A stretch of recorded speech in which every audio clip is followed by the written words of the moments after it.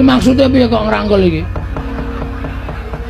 Truk, ngati-ati lho, truk iki aku dibanting tiraka lho. Ora Ndara Antasena wis eling kok, Gong. Eling piye maksudnya?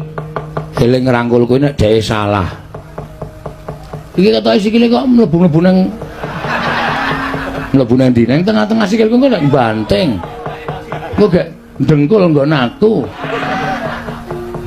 Ngapura ya, Gong. Mboten napa-napa. Aku salah. Mpun nggih mpun. Kan sampeyan niku cah enom kadang kala entuk pelapuran terus emosi yang dipakai tapi hati enggak terpakai. Bener. Terus mengubyang-ubyung alor kidul. Yo barang digenake aduh getun aku ageton tiba mburi. Mula jenenge Cibubur. Lho. Kok tadi Cibubur ngopo? Nasi sudah menjadi bubur. Ora ono cinasi. Aneh-aneh ora.